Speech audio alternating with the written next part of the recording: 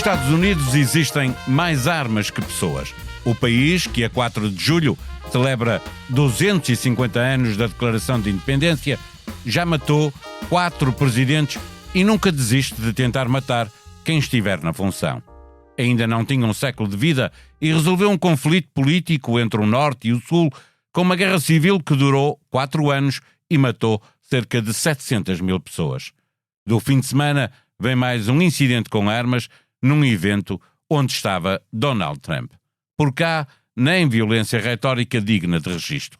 A comunicação social preferiu a grande polémica da transparência e, dos disparates esperados de Ventura, sobrou o cravo verde que os deputados do Chega usaram na lapela, ignorantes do facto desse ser um símbolo gay popularizado por Oscar Wilde no final do século XIX. Finalmente, o PTRR reconheceu a luz do dia com um número mágico lançado pelo governo: 22 mil milhões de euros. Parece muito? Será assim tanto? Como se vai concretizar este plano de resiliência num país que quase nunca está preparado para o que chega sem avisar? Está com o Bloco Central uma conversa entre Pedro Marcos Lopes e Pedro Cisa Vieira, moderada por Paulo Baldaia e com sonoplastia de Gustavo Carvalho. A música do genérico é de Manuel Cisa Vieira. Olá, eu sou o José Maria Pimentel e sou autor do podcast 45 Graus. No 45 Graus trago para o microfone especialistas e pessoas com ideias que vale mesmo a pena ouvir, sobre temas como ciência, economia, política, filosofia ou sociedade. Sempre de forma descontraída e com tempo para conversar. É um espaço para aprender e pensar sobre o mundo de forma mais crítica. Novos episódios a cada 15 dias. Procure 45 Graus em qualquer aplicação de podcast. Viva Pedro Cisa Vieira, viva Pedro Marcos Lopes. Cisa Vieira, o PTRR representado por Luís Montenegro é o plano que o país necessita para enfrentar em melhores condições fenómenos extremos, tempestades, cheias, secas, incêndios? Bom, é sempre bom ter um plano, não é? É sempre bom a gente estruturar ao longo do tempo aquilo que são os projetos, os programas que podem fazer atingir um determinado objetivo e começar a programá-los financeiramente, a acomodar isso nas várias disponibilidades financeiras que o Estado tem ao seu dispor, a fazer projetos porque não se consegue fazer obras e outros investimentos sem se pôr gente a trabalhar para isso, e portanto é sempre bom programar. Se isto é uma coisa adequada, bom, não sei, acho que isto foi saindo assim numa reação muito política a uma circunstância em que o país foi apanhado em sobressalto e as atenções se viraram para o governo e a resposta que o Estado podia dar, e o governo inventou esta ideia de um plano. O plano que não está fechado, já pediu ajuda o plano tem basicamente uma arrumação dentro de uma determinada narrativa de um conjunto de projetos e programas que já estavam mais ou menos estruturados. Muitos deles faziam parte da estratégia Água que Une, outros dos planos de combate aos focos rurais, muitos outros são... Portanto, aquilo mistura entre obras de emergência para reparar aquilo que ficou mal, a obras de fundo que estão faladas há muito tempo e que nunca se meteram no programa. O grande drama disto é que depois fica muita dúvida sobre a forma como isto será finalmente concretizado, porque o horizonte de execução é relativamente grande. E 9 anos. Tentar agregar todas estas coisas tão dispares à volta de uma coisa que é transformação e resiliência, em vez de incumbir os setores propriamente ditos, o setor do ambiente e da água, o setor das florestas, etc., daquilo que são formas transformadoras, mas meter isto tudo debaixo do chapéu de uma agência que ainda não se sabe o que é nem como vai fazer, enfim, deixa-me um bocado cético sobre a capacidade de concretização. Há algo que eu tenho neste momento muito evidente, que é o seguinte: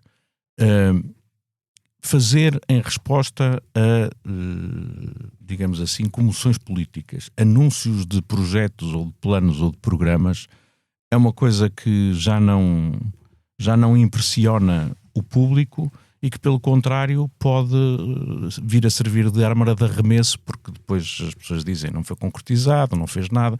É como o plano de emergência para a saúde, ou como outros planos, que este é o plano mais habitação, ou coisa assim, que o Governo anunciou como sendo, digamos assim, coisas transformadoras, mas que depois não se concretizam. Portanto, é muito complicado gerir expectativas quando elas se colocam tão altas e depois se aposta tão pouco na sua execução. Pedro Marcos Lopes, o número que fez título, manchete, obviamente, em muitos sites é enganador na medida em que é apenas o somatório de várias proveniências. A oposição acusou o Governo de estar a fazer marketing. O que se tira de positivo e de negativo na apresentação deste PTRR? Bom, de positivo é com certeza a ideia, reforço, a ideia de planificação. Tudo mais, parece-me uma imensa confusão, uma imensa salganhada. E porquê? Em primeiro lugar, o que nós vemos, este grande plano, esta espécie de plano quinquenal, mas com mais anos, é uma mistura de várias necessidades. É aquilo que foi a reparação para o problema das tragédias das cheias, depois é uma preparação para o país de eventuais tragédias e depois um conjunto de planos para infraestruturas e outro tipo de investimentos que, no fundo, são um gigantesco plano em que coisas não têm a ver com as outras. Não tem a ver com as outras. Uma coisa é a reparação daquilo e as compensações daquilo que foram as tragédias, outra coisa é planificar, outra coisa são as questões estruturais. Portanto, E faz sentido incluir aqui investimentos cujo financiamento não dependem nada do Governo? Claro que não. Esse é outro dos pontos.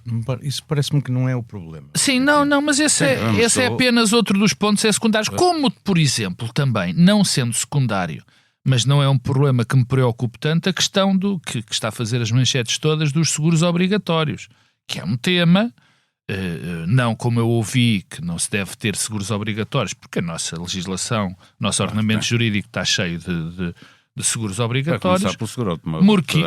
Pelo seguro automóvel, por exemplo, mas há aqui um tema de custo para as famílias e para os proprietários. Quantos mais seguros houver, mais barato eles. Muito complicado para muitos segmentos. Bom, mas a mim o que me impressiona, primeiro ponto, é essa mistura, o que vai dar uma salganhada. Faz-me lembrar, sabes o quê, Paulo? Os megaprocessos. Também é uma maneira de pôr tudo, de dar ideia de que se está a fazer tudo, que se está a programar, e depois não se está a fazer grande coisa, porque depois não é concretizado. Isto é o maior problema. Aliás, eu reparei, naquilo que eu li, que há, por exemplo, obras que estão aqui postas, que já estão em execução. Por exemplo, barragens. Há isso neste plano. Portanto, há aqui, de facto, essa grande componente de marketing, mas há, sobretudo, o que sobra para mim é uma preocupação enorme, porque dá a ideia de que não há uma vontade expressa, ou pelo menos não é uma vontade, é uma falta de perceber como é que as coisas de facto se concretizam. Não é só este governo, já aconteceu noutros. Há, digamos, uma falta de ligação à realidade e àquilo que é execuível e aquilo que não é execuível e como fazer, que me preocupa sempre. Portanto, acho que está aqui uma confusão diabólica e que corre o risco, como dizia o P.C. Xavier e bem, de ser mais um plano tipo da saúde que ia se resolver em 6 meses ou outra coisa qualquer. Depois deixa-me dar uma nota que me incomodou e que não é relevante. Sim, eu despacho-me. É o aspecto cénico disto. Não é só cénico. E nós vimos, o texto está cheio de uma... Como é que eu diria? O aspecto visual, a arte, é uma coisa que me impressionou, porque parece tirado do António Ferro, parece tirado do Estado Novo. Aquilo graficamente tem muito disso, de um patrioteirismo a Estado Novo. E depois, eu fiquei, isto já vai passando. Vocês não sei se repararam, depois da cerimónia da apresentação, o que é que aconteceu? Cantou-se o hino. Não houve perguntas. mas cantou-se o hino. Eu, de facto, quer dizer, fiquei pasmado. Eu sei que isto é acessório.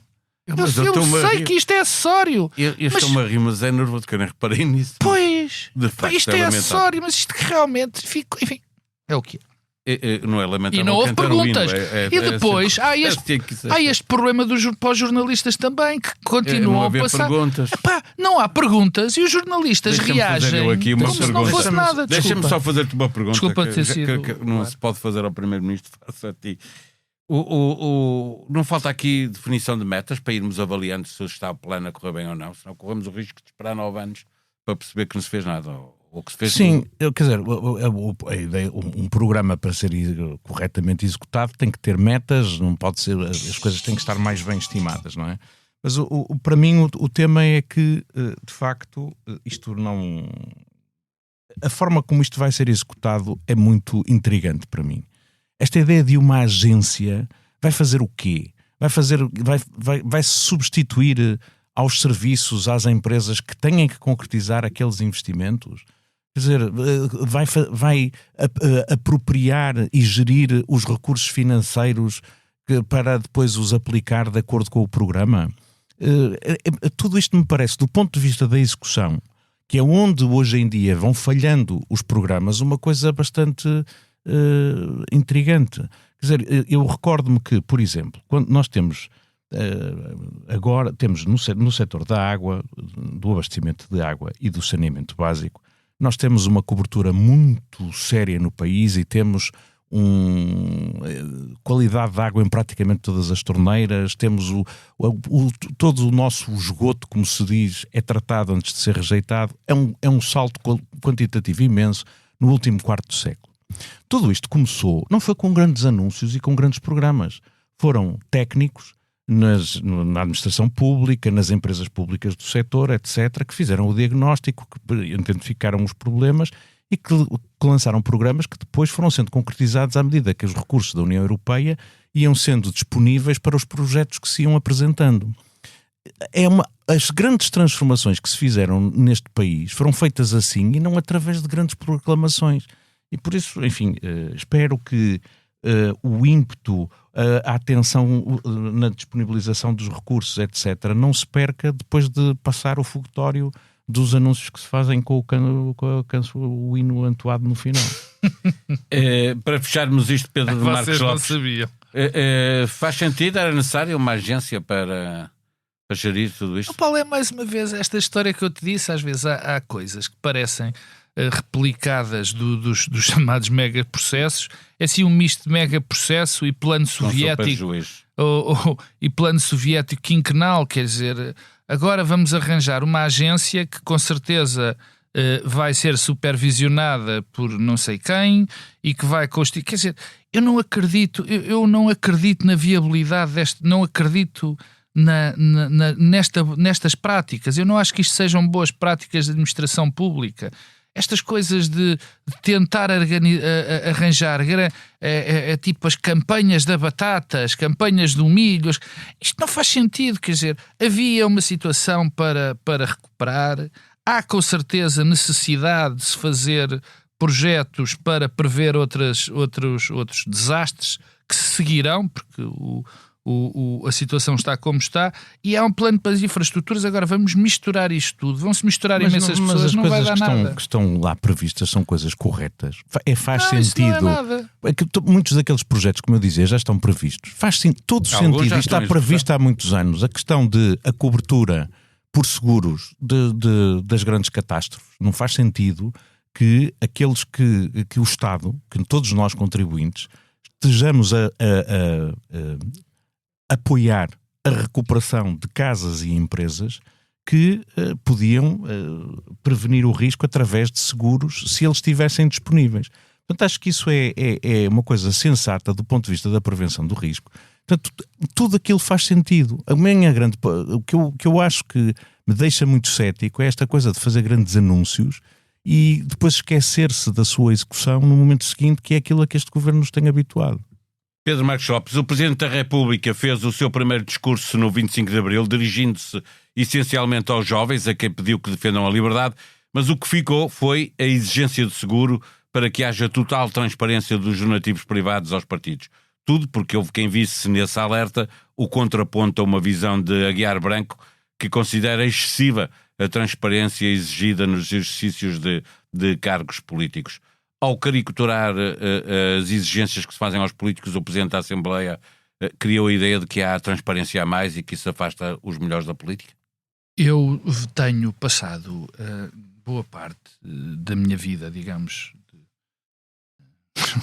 em que falo para mais do que uma pessoa, ou seja, em que falo para mais do que a minha mulher e os meus filhos, a falar sobre aquilo que tem acontecido no que diz respeito à pretensa transparência que os políticos precisam de ter e tenho chegado à conclusão sistemática mesmo, que há um excesso, não há bem transparência, há pornografia em relação a isso.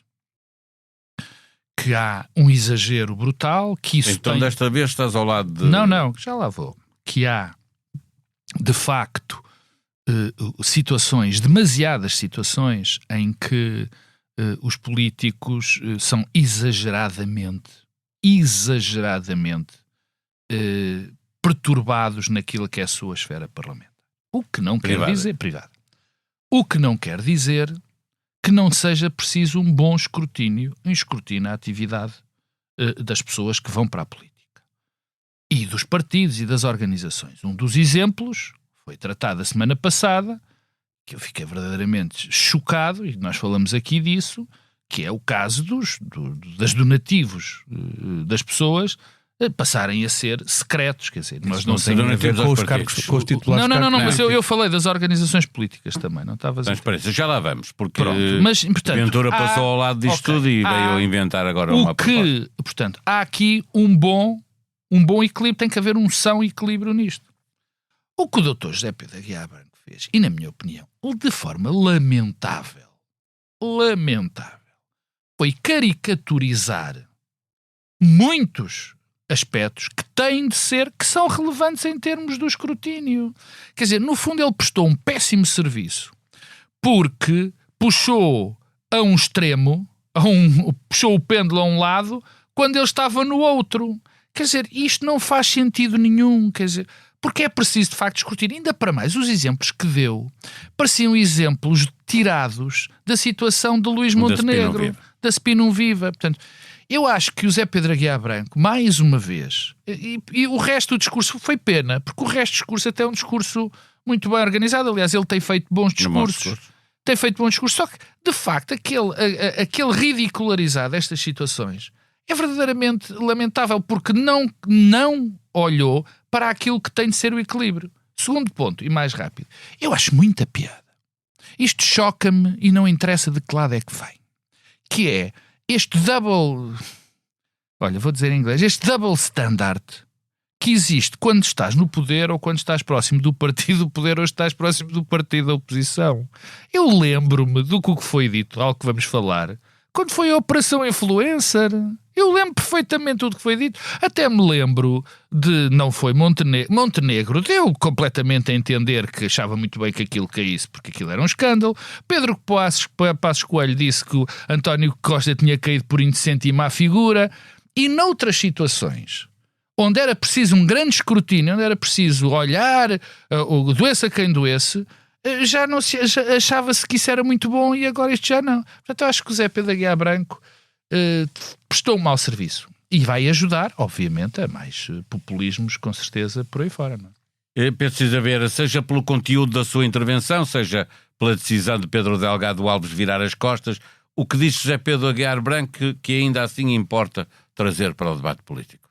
Bom, o que ele diz, que é o tema da reflexão, que estamos aqui a comentar, tem a ver com a forma como, de alguma maneira, o ambiente que está criado à volta do exercício de funções públicas afasta ou não pessoas do exercício dessas funções.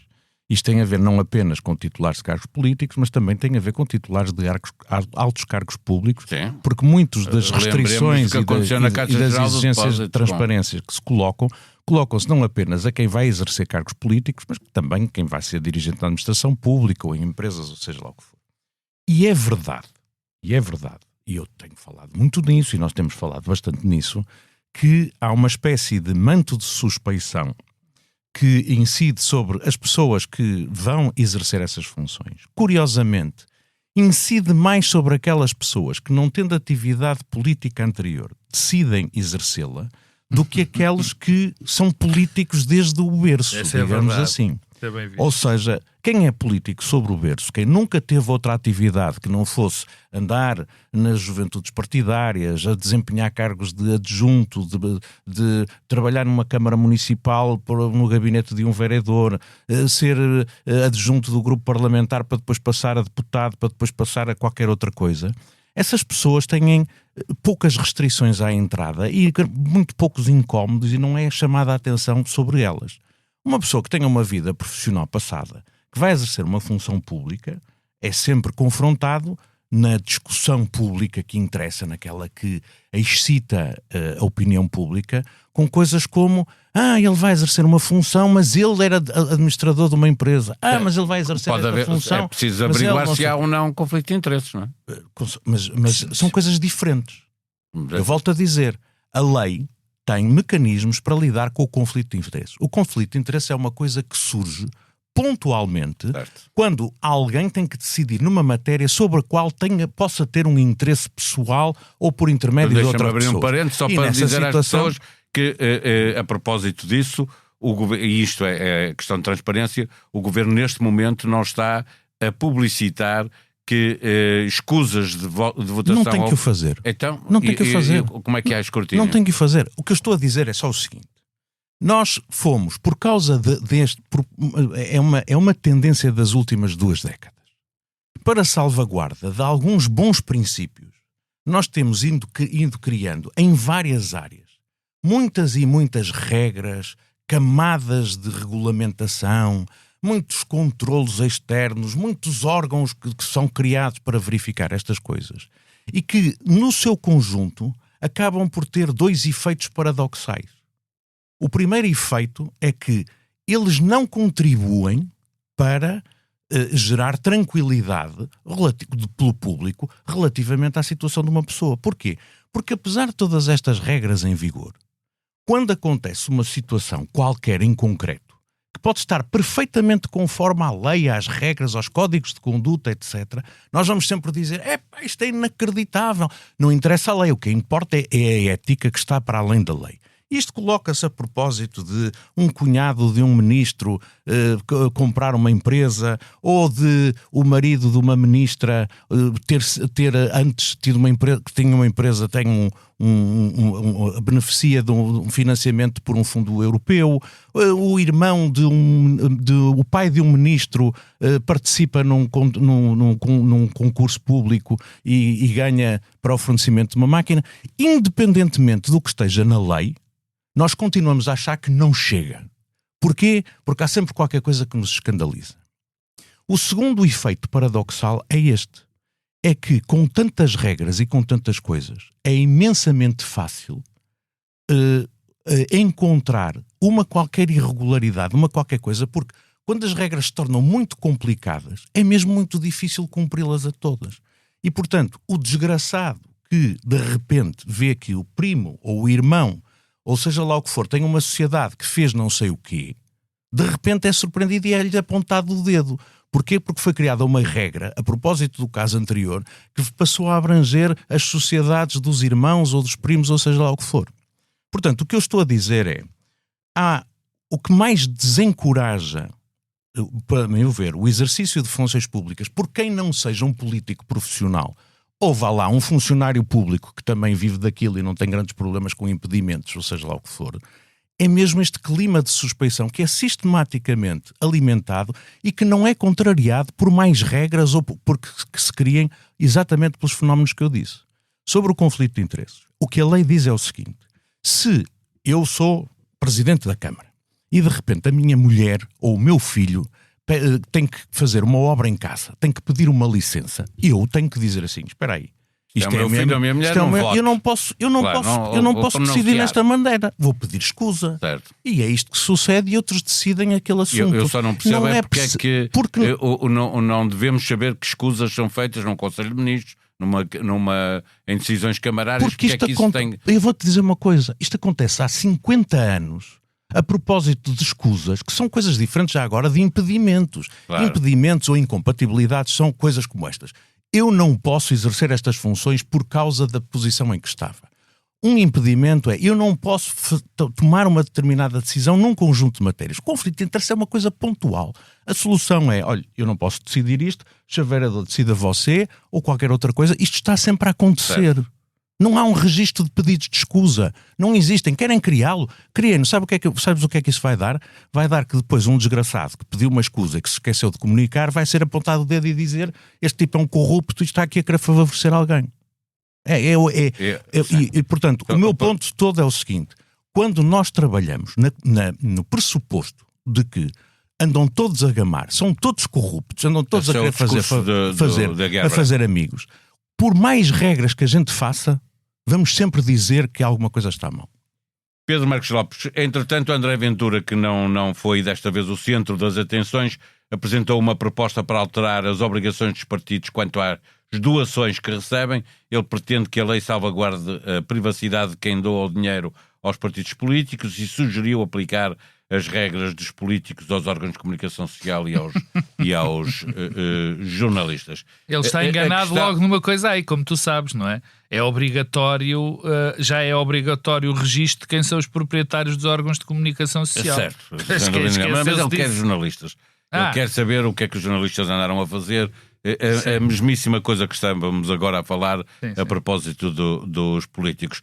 A questão é, ainda vale a discussão ou é preciso alteração de lei sobre a transparência que deve existir da doação de dinheiro aos partidos políticos? Paulo, isto no fundo isto enquadra naquilo que eu estava a dizer na minha intervenção, quer dizer, eu, como sou alguém que andou este tempo todo a gritar, a vociferar contra esta pornografia que é feita em relação aos políticos, e o Pedro Cisa Vieira disse algo que eu não disse e que é importante, quer dizer, é muito interessante que o escrutínio seja só feito a quem vem de fora da política para a política. Não, é feito a todos, não é grande coisa para escrutinar a quem não fez nada. Não, isso é engano, isso é um engano. E eu vou dizer porque é que é um engano. É porque é tão escrutinável o que fez um político profissional, sendo ajudante, sendo chefe de gabinete, sendo outra coisa qualquer, e que depois até pode mostrar, como eu conheço vários, sinais exteriores de riqueza um bocadinho, enfim, interessantes, digamos assim,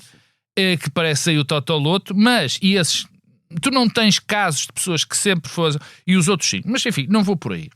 Eu não sou suspeito, pior do que isso, já fui muitas vezes chamado de ajudante dos corruptos e que eu quero que os políticos sejam todos corruptos e que estou aqui para os ajudar. Agora, é como tudo.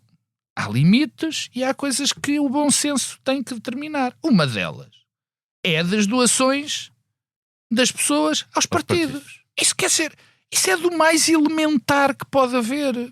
Porque o que está em causa é nós podermos saber, aquilatar, do que um partido faz, ou de como seja em nível de propostas, seja a nível de governo, mesmo que não tenha essa ligação, nós podemos saber o que é que está em causa quando esta pessoa pode, ou pelo menos nós termos uma opinião em relação a isto. Quer dizer, não há, eu não conheço, eu não tenho legislação comparada.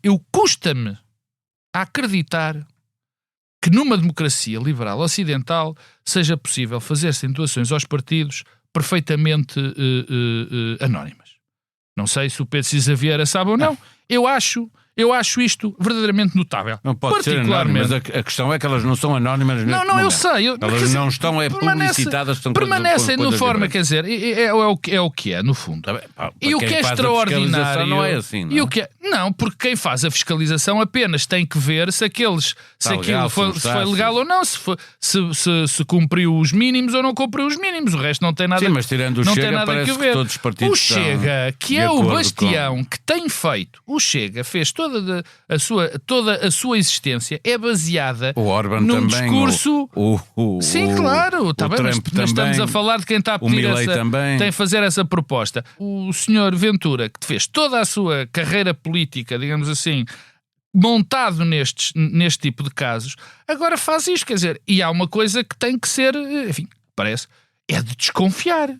Já nem é a questão de princípio. Agora, falei da questão de princípio que é a que me interessa, não é?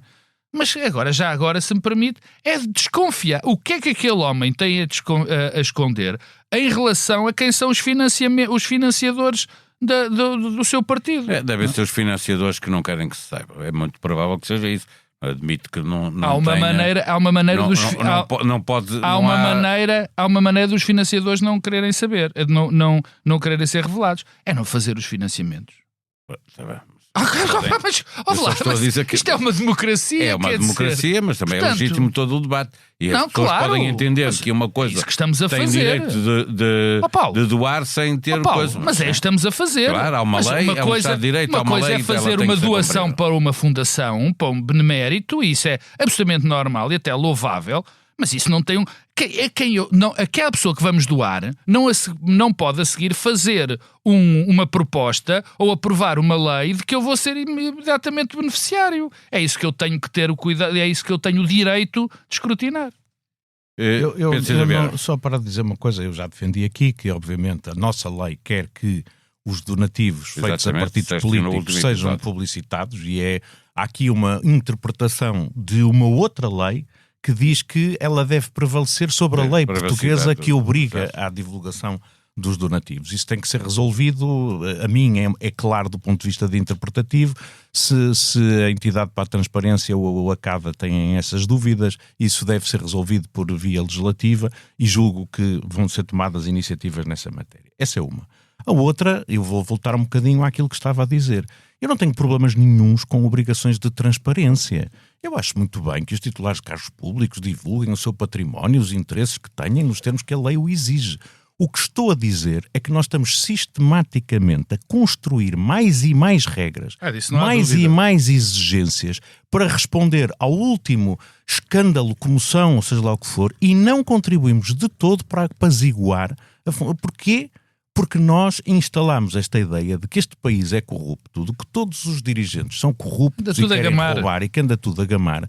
E, portanto, quando tens essa convicção profunda instalada, de tal maneira que a percepção da corrupção como um problema em Portugal atinge 90 e tal % das pessoas, nunca vais ter regras que sejam suficientes.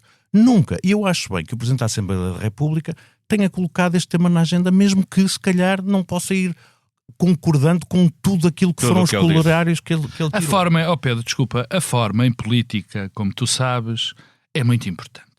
E a maneira mas como... também é importante pôr temas na discussão. Está bem. E a maneira... Tanto ele como Pedro Delgado Alves, os dois contribuíram a maneira como se põem as questões à discussão é chave. Eu também não gostei da maneira como o Pedro Delgado Alves mas foi eficácia. Mas foi eficácia, porque pôs-nos a todos a conversar sobre Olha, lá está. Como eu não gostei, achei uma péssima forma de pôr este debate no ar, como foi Zé Pedro Aguiar Branco, também acho mal a maneira como o Pedro Delgado Alves reagiu àquela situação. Porque se uma pessoa não percebe que não deve ser quem quer a preservação das instituições, deve ser o primeiro a defendê-las e não ter atitude delas, obviamente que acho que o Pedro teve mal. Do processo influencer, no entretanto, soubemos quase tudo o que havia para saber, porque há quem tenha o processo em mãos. Precisa ver, incomoda-te mais António Costa não ter sido exato quando disse que em circunstância alguma falou com o seu amigo Lacerda Machado sobre o data center em Sines, ou o facto de ele ter pedido várias vezes para aceder ao processo, isso não lhe foi permitido, e agora há um jornalista que tem o processo na mão. Bom, o comentário que isto me merece é o seguinte: bom, nada que ali está é particularmente novo, a não ser a circunstância de haver a transcrição de uma escuta onde parece que o tema terá sido mencionado mas muito en passant, sem que dali do conteúdo se revele o que quer que seja. Mas nada daquilo é novo, porque estas transcrições, todas estas coisas, no essencial, já foram conhecidas há muito tempo, quando, aliás, no momento em que as decisões judiciais que se tomaram sobre este caso já tinham em consideração estas mesmas escutas. Portanto, elas já foram avaliadas judicialmente e já foi dito que aquilo não constituía crime nenhum, como disse o Tribunal da Relação de Lisboa. Mas a mim o que me faz pensar este caso é só o seguinte: é que me ocorre tentar perceber como é que estas coisas continuam a acontecer. E, na verdade, quando se vê o relatório de inspeção aos serviços do DCIAP, que foi publicitado também por um jornal, aliás, o Expresso, que a semana passada divulgou partes substanciais do relatório de inspeção feito em 2024 ao DCIAP, aquilo que se revelou foi uma coisa que não me surpreende. É que aquilo é a desorganização completa. É uma incapacidade fazer um parênteses qualquer. Aqui. É diferente revelar uma coisa que está em segredo de justiça, um processo a que o próprio implicado não pode, ou ter um relatório sobre um Eu só estou a dizer. Não, é uma realidade, para aquelas é a mesma pessoas, realidade. Não é. Não uma é coisa porque o inquérito está em outra segredo coisa de é um justiça. Nem sequer os próprios arguidos podem confrontar-se Mas com eu não Costa falei da pediu. revelação. O que eu digo é o que está no relatório mostra porque é que é tão fácil fazer essas quebras. Mas para mim o tema nem é a questão das fugas de informação, porque já se percebeu que o sistema é tão mal gerido que até pessoas que já não têm qualquer relação com o DCIAP continuam a ter acesso, ou continuavam pelo menos em 2024. Mas o tema não é esse. O tema é aquilo que eu já tenho aqui falado muitas vezes. Parece que não há qualquer espécie de controle sobre o andamento dos processos. É uma incompetência profunda na investigação. É uma incapacidade de controlar prazos, é uma incapacidade de tomar medidas que sejam concretas, é um conformar-se com o arrastar de anos porque não há recursos. Estão há 20 anos muito branco.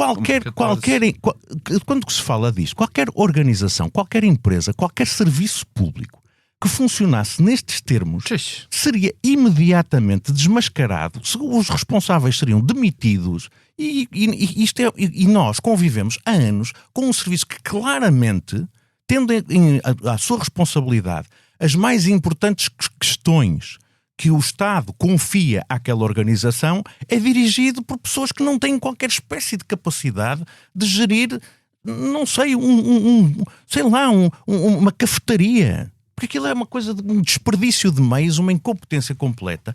E isso talvez explique também porque é que este processo influencer, que já levou à detenção de várias pessoas há quase 3 anos, continua a dizer que ainda precisa de mais 2 anos, pelo menos, para concluir um inquérito, porque, vejam lá, os magistrados, diz o atual diretor do DCIAP, não conseguem aceder à totalidade dos e-mails que são apreendidos, sem que um juiz primeiro veja. Bom, quer dizer, eu pergunto-me se o facto de eles conseguirem aceder indiscriminadamente a todas as escutas que fazem quando lançam aquelas pescas de arrasto lhes contribuiu para fazerem alguma investigação mais concreta e mais rápida. Portanto, eu acho isto o retrato da mais profunda desorganização numa organização pública ou privada neste país que eu alguma vez vi. Pedro Marcos Lopes, eu entretanto, enquanto o Pedro Cisa Vera estava a falar, fui ver o processo Monte Branco, começou em 2009, portanto nem eu acertei nem tu. Não era 17, não, é 17, também não era 20, ficámos no meio, exatamente. Isto é fácil de fazer assim. Como é que olhas, o que é que te incomoda mais?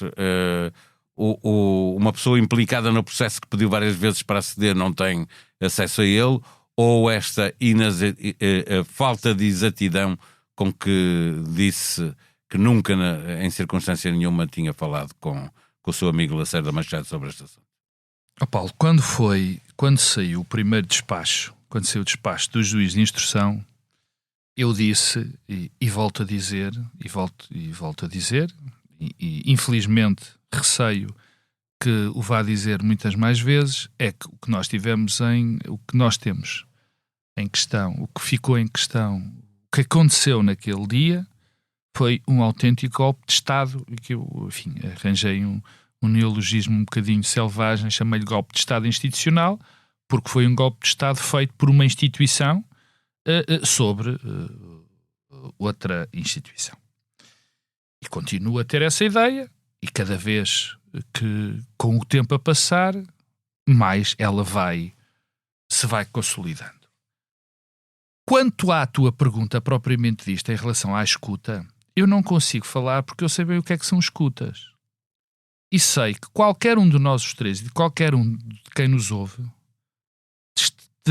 terá dito em qualquer situação algo que o pode comprometer.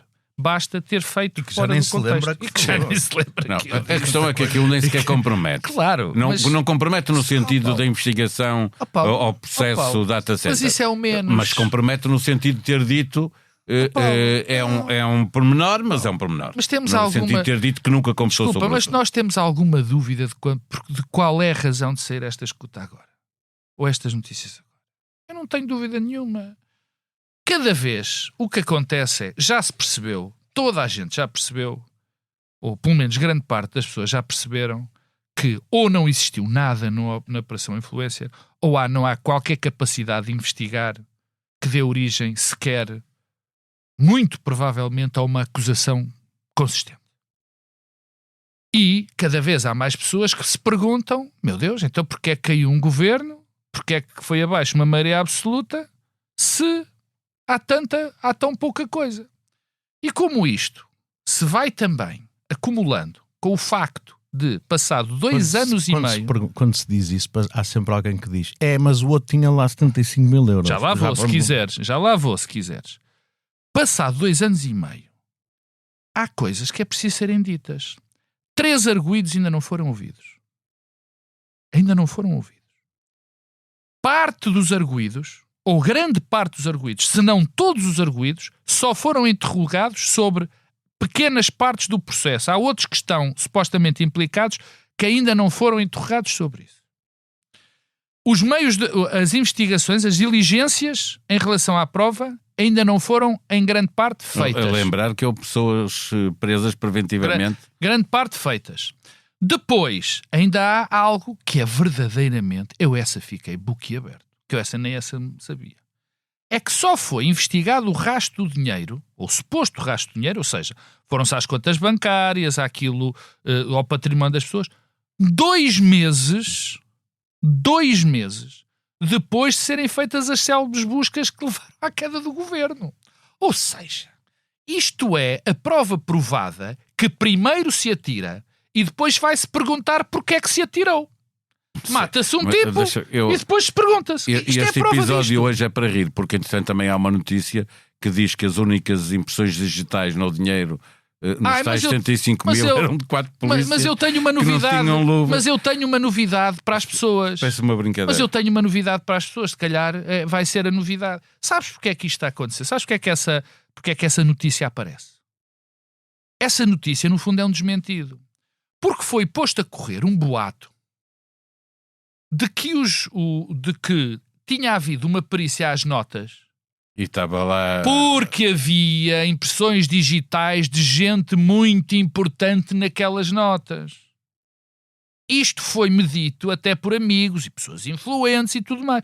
Opa, cuidado, porque há lá umas impressões digitais. Eu não vou dizer que as pessoas que supostamente tinham as impressões digitais, porque obviamente isso era colaborar no boato. Quer dizer, portanto, é isto que se está a passar. Estas notícias saem para isto.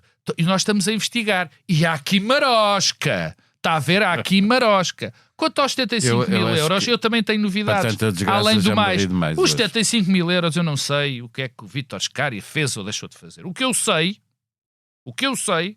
é que o homem, tarde e a más horas, foi declarar o dinheiro, pagou o imposto e provavelmente pagou uma multa sobre estes 75 mil euros. E também há outra coisa que eu sei. Se não acusarem o homem, se não provarem que o dinheiro é ilícito, é bom que lhe o devolvam. Ele tem que explicar de onde é que veio. Portanto, não, está bem, mas é bom que lhe o devolvam. Mas ele explicou de onde veio. Não estou a dizer que a explicação é correta. Boa. É certa ou a justiça quando ele explica de onde aceita. é que veio, há aqui uma coisa: quem tem de provar que não veio daquele sítio é o Ministério Público. Portanto, o que nós temos aqui, o que aconteceu foi, mais uma vez, deixa-me dizer-te isto. Eu vi Amadeu Guerra ontem. Obviamente que o homem está completamente incomodado. E está incomodado porque aquilo que o Pedro Cisa Vieira disse. Vai ao Parlamento. E está incomodado porque o Cisa Vieira disse. Porque já é tão evidente. Eu não percebo quem é que ainda consegue não perceber que aquilo é um caso de incompetência. Não é como o Pedro diz. É incompetência profunda. Aquelas pessoas não sabem o que estão a fazer. Ponto. Bom, vamos sair de Portugal e viajar para o outro lado do Atlântico, onde houve mais um incidente com armas, o terceiro envolvendo Trump neste segundo mandato. Esta insistência em querer resolver conflitos políticos pelas armas com os níveis de polarização que existem hoje na política, gerou um passa-culpas com a Primeira-Dama e o próprio Presidente a acusarem o apresentador Jimmy Kimmel de discurso do ódio e apelo à violência por causa de uma piada, e vários democratas a devolverem a acusação, lembrando todo o discurso belicista e insultuoso de Trump. Eu vou fazer a pergunta assim, Pedro Cisa Vieira, está tudo doido na América? Está tudo num ambiente muito tóxico do ponto de vista da discussão pública. Uma das coisas que é muito complexa é que a polarização da sociedade americana está a níveis que são impensáveis há 10 anos, sequer, que neste momento a maior tendência é para os republicanos pensarem que os democratas estão moralmente errados sobre a maneira como olham para o mundo e vice-versa, que os políticos tendem a usar as redes sociais para exacerbar esta polarização porque acham que com isso ganham mais audiência, etc. Isso torna-se extremamente difícil de governar. Isto é o primeiro tópico que de facto, qualquer comentário, qualquer reação é logo vista assim. Depois há a grande hipocrisia de Donald Trump. Donald Trump e os seus apoiantes sistematicamente invocavam e continuam a dizer, a propósito da Europa, que são vítimas de ataques à liberdade de expressão, que as opiniões que exprimem não são censuradas do ponto de vista social, que as pessoas denunciam aquilo como não sendo visões moralmente corretas. Mas a verdade é que pretendem, quando são eles próprios vítimas de críticas, muitas vezes não tão violentas como as deles, no exercício da tal liberdade de expressão, quase já não serve. Atacam de uma maneira completamente diferente. Põem em causa, por exemplo, o emprego de pessoas que exprimem opiniões diferentes da administração, usam o poder da administração federal, como agora com o Jimmy Kimmel e anteriormente com o Stephen Colbert, no sentido de dizer, se não despedem este tipo, podem ficar sem a licença. O regulador tira-vos a licença. Estão a usar o poder do Estado para censurar empresas. Orbán fez o mesmo na Hungria. Portanto, isto de facto é um tema que já não dá vontade de rir. Isto é uma sociedade profundamente doente, que tem uma enorme dificuldade de, em comum, enfrentar os desafios coletivos e em que o poder político está neste momento a usar a força do Estado para calar opiniões divergentes. Isto não dá vontade nenhuma de rir. Pedro Marcos Lopes, estamos a aproximar-nos das midterms norte-americanas que podem terminar uma passagem da maioria no Congresso dos republicanos para os democratas. Devemos esperar que a retórica política se torne ainda mais violenta. Pois, eu acho, era exato. Eu pensava que ias fazer a pergunta ao contrário, ou seja, será que as midterms vão fazer com que Trump se modere e perceba os limites do seu poder? Também pode ser, diz-me tu. Não, é a mesma coisa, a resposta é a mesma, não, quer dizer, sim à tua resposta, não à minha. À minha pergunta, eu acho que Donald Trump tem uma visão do seu cargo de poder absoluto. Poder absoluto. E não vai ser por perder as midterms ou não perder as midterms que ele vai deixar de ter essa percepção. Eu já o disse aqui, eu espero convulsões graves nas midterms.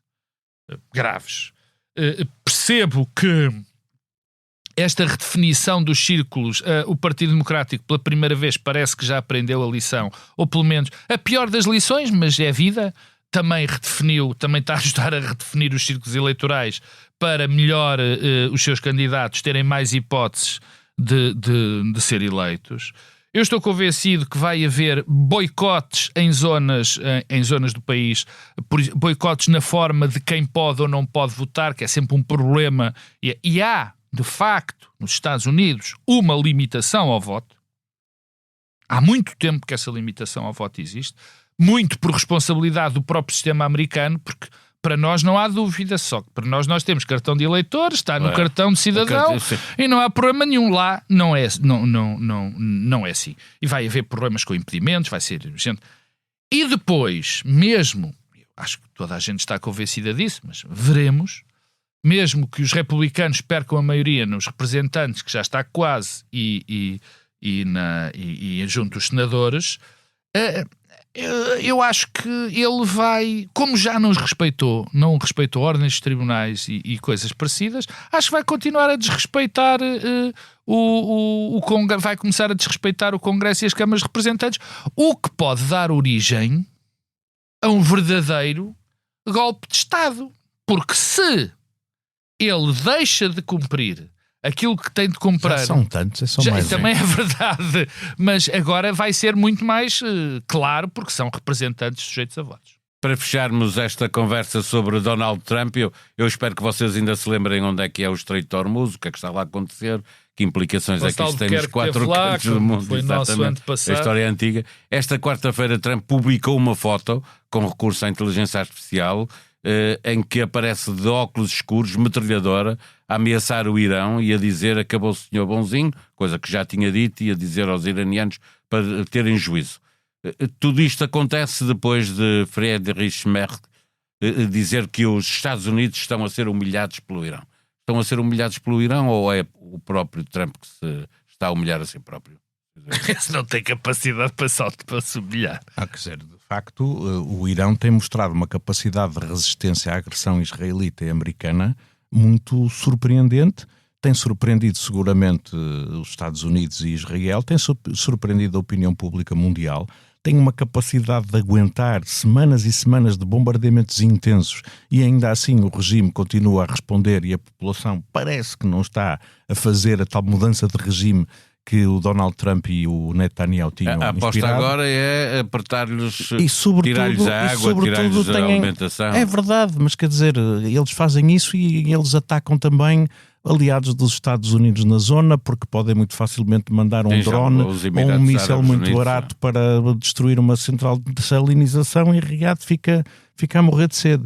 Portanto, neste momento, aquilo que Donald Trump parece exigir é a reabertura do Estreito de Hormuz. Que eles próprios estão mas quer dizer, repara, o Estreito de Hormuz sempre esteve aberto à navegação e o Irão, entretanto, aprendeu que pode encerrá-lo muito facilmente e que isso coloca uma enorme pressão sobre qualquer agressor, que passa a ter, digamos assim, uma oposição das opiniões públicas mundiais relativamente ao impacto que uma agressão ao Irão possa ter.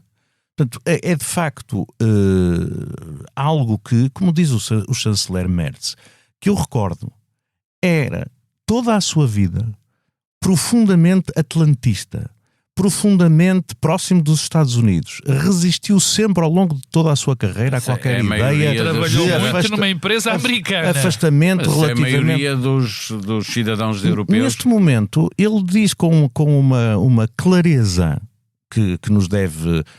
Só não nos surpreende, porque todos nós já percebemos isto, que o Irão está de facto a humilhar Donald Trump, que o Irão tem uma capacidade de pensamento estratégico, de compreensão da complexidade da situação que os americanos tiveram e que de facto não há um caminho fácil para Donald Trump sair deste problema em que se meteu. E há uma coisa também muito evidente.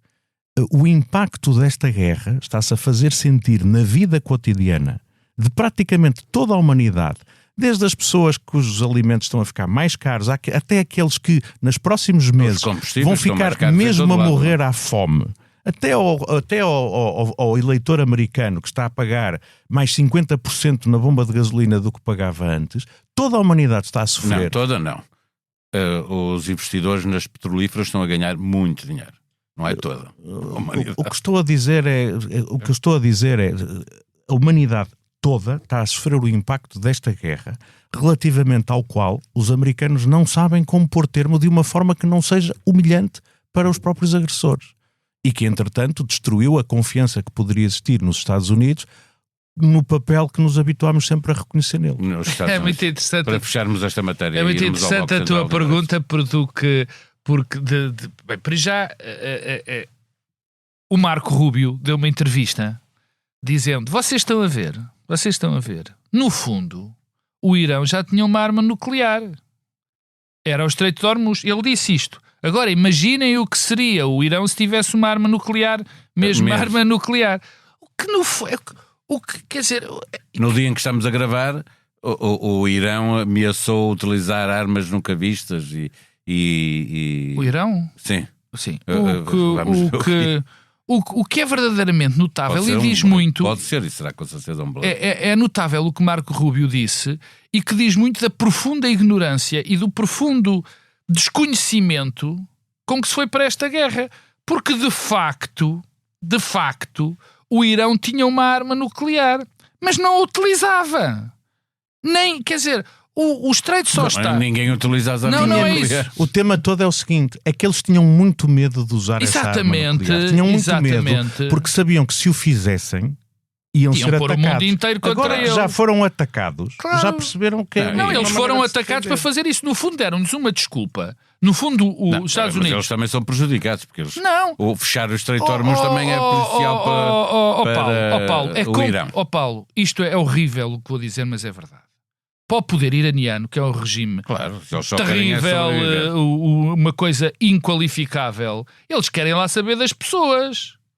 O facto é este. Certo. E, portanto, eles agora aproveitam para solidificar o seu poder em função disso. A segunda, depois termino, é o Marco Rubio e o Jorge Moreira da Silva.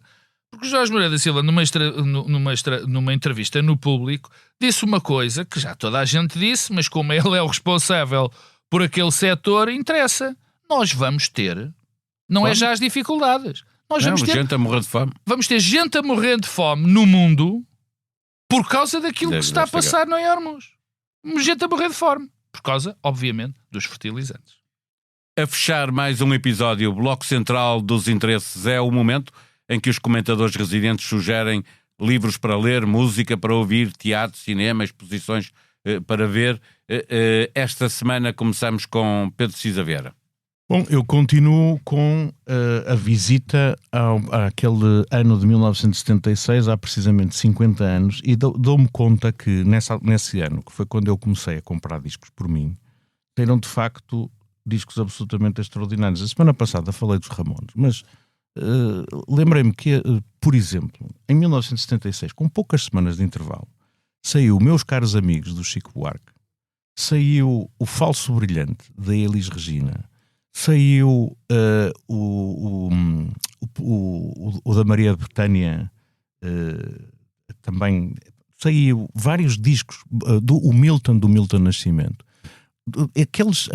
Aquela gente que toda ela se conhecia, que aliás gravou discos ao vivo juntos, naquela altura estava no auge da criatividade e da sua capacidade. Portanto, Também no Brasil viviam tempos muito difíceis. Viviam-se tempos muito difíceis. Alguns destes artistas tinham estado exilados, tinham regressado. Estava-se no auge da ditadura, aliás, agora muito bem refletido em alguns filmes recentes que temos visto e que têm sido grandes sucessos de público. Mas, de facto, vale a pena ouvir a música desse tempo, porque parece que, no meio da crise, no meio da repressão, etc., a criatividade e a arte é uma libertação. A outra coisa que recordei agora foi um livro que li na altura em que começou a guerra da Ucrânia, um livro de 2020 chamado The New Map, não está publicado em português, de um autor chamado Daniel Yergin, que é um especialista em energia. E nesse livro ele antecipava muitas das coisas que estamos agora a viver. Ele basicamente tem escrito muito sobre energia a nível global, tem explicado como, fez a história, digamos assim, de como o petróleo que permitiu a segunda revolução industrial continua a ser absolutamente estruturante no funcionamento da economia das sociedades atuais. Ele diz que houve uma grande revolução nas últimas décadas, que foi o gás de xisto e o petróleo de xisto que os Estados Unidos descobriram a tecnologia e que conseguiram a partir daí tornar-se autossuficientes e até exportadores de energia, deixam de estar tão dependentes do Médio Oriente. E como esta circunstância ia alterar os grandes equilíbrios geopolíticos mundiais. Antecipou que a Ucrânia seria um ponto de conflito, claro. Antecipou a aliança energética entre China e Rússia. Antecipou uma série de coisas que hoje em dia estamos a viver. E, portanto, eu fazia àqueles que conseguem ler em inglês a sugestão de lerem este livro presciente, cheio de informação que nos ajuda a perceber melhor o mundo, e algum editor português que o queira, que pense em publicar esse livro, que sendo de 2020 está absolutamente atual e é mesmo muito impressionante ver como ele já identificava estas tendências todas. Um livro e música brasileira dos anos 70 fecha Pedro Marcos Lopes. Eu vou ser um ganda chato, porque são 4, mas vou ser rápido. O primeiro é um livro de Roberto Bolanho, que se chama Um Pequeno Romance de Lumpen, que já é antigo, mas foi publicado agora este ano, 2026, em português, e trago por uma razão principal. Eu, quando li Os Detetives Selvagens, foi um livro que acho que toda a gente comprou, mas poucos leram, e o 2666, que provavelmente mais gente comprou e menos leram, inclusive eu, que não consegui passar de muito cedo, e zanguei-me com o Roberto Bolanho e nunca mais liguei. Estão para lá tipo decorativos os livros. Agora, encontrei este que era um livro mais pequenino, porque esses 2666 e Os Detetives Selvagens são monstruosos. Ganhei coragem e descobri um livro verdadeiramente notável, que é este. É um livro pequeno, é uma história urbana, muito interessante, e fiz as pazes com o Roberto Bolanho e já estou disposto a abrir outra vez Os Detetives Selvagens. O segundo é um livro que é Guapa, do Salim Haddad. É uma história de um tipo homossexual que é apanhado com o seu amante pela avó, em pleno ato, e é um livro que ganhou vários prémios muito interessantes. E eu trago este livro porquê? O livro é bom, mas é sobretudo um livro publicado por as editoras que eu gosto, que são editoras muito pequeninas. E porquê é que eu gosto dessas editoras muito pequeninas? Eu até trouxe aqui a nota, chama-se vírgula de interrogação. E porquê é que eu gosto destas editoras? Porque são normalmente estas que trazem os livros que fora do mainstream, que ainda não se conhecem, trazem autores. Muitos destes grandes autores aparecem por um motivo muito simples, porque conseguem aparecer porque as grandes, senão nunca apareciam, porque as grandes não olhavam, e depois aparecendo aqui, com a Camila Vilalba também foi a mesma coisa, começam nestas pequenas e depois aparecem. Portanto, uma grande homenagem às pequenas editoras, a esta vírgula de interrogação, e este romance é bonito, guapa. Agora, é? 3. Já gastaste o teu tempo todo e ainda te falta metade. 3 é uma exposição no MAT, que é uma exposição sobre... É uma visão sobre 3 curadores sobre a coleção do MAT. Eu gostei imenso. Os 3 curadores é o João Pinharada, a Margarida Chartre e o Sérgio Má. Vale muito a pena, inaugurou na terça-feira. É uma exposição daquela obra. O MAT, de facto, tem uma coleção notável. E o último é uma música. Agora vai entrar a época dos festivais. Vem imensa gente interessante, não só nos festivais, mas, por exemplo, vem cá o Morrissey dia 1 de agosto. Mas há um concerto que eu só os vi 2 vezes, vou ver a terceira, que acho que é só em dezembro. Mas eu, como nunca falei deles, aí vai disto. São os Bell and Sebastian, que é uma banda que eu adoro, mais do que adoro, tenho uma paixão enorme. São os homens da Escócia. E eu gosto de quase tudo o que eles dizem, do que eles fizeram. E fica uma música de um dos álbuns que eu mais gosto, que é o Dear Catastrophe Waiter, que é o Piazza Catcher, não sei se é Piazza qualquer coisa Catcher, que é uma música que eu gosto imenso, e portanto vão ouvir outra vez os Bell and Sebastian, que vale a pena. 2 livros, uma exposição, uma música. Eu peço aos 2 para não se esquecerem de enviar, que é para as pessoas poderem consultar, ganhando interesse pelas vossas exposições. Paulo, perceberem. Deixa-me dizer uma coisa. Eu quero agradecer, porque eu fico muito sensibilizado. Porque só esta semana fui abordado por 3 pessoas a dizer que gostavam do Bloco Central, mas gostavam mais das nossas propostas culturais. Do Bloco Central de interesse. Então, eu não sei, ajudem-nos se isso era um elogio, se era uma crítica, mas pelo menos... Não, são pessoas que estão mais interessadas nas propostas culturais que na discussão política mas gostavam do programa e fico muito contente, e obrigado a essas pessoas. Esta sexta-feira celebra-se o Dia do Trabalhador, dia 1º de maio. Quando voltarmos na próxima semana, o país estará mais perto de uma nova greve geral, para já anunciada pela CGTP, mais à frente, sem acordo na concertação social, igualmente convocada pela UGT. Fique bem, até para a semana.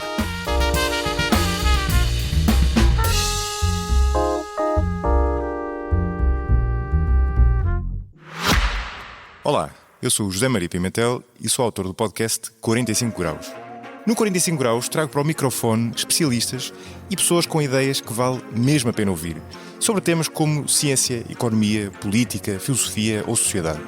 Sempre de forma descontraída e com tempo para conversar. É um espaço para aprender e pensar sobre o mundo de forma mais crítica. Novos episódios a cada 15 dias. Procure 45 Graus em qualquer aplicação de podcast.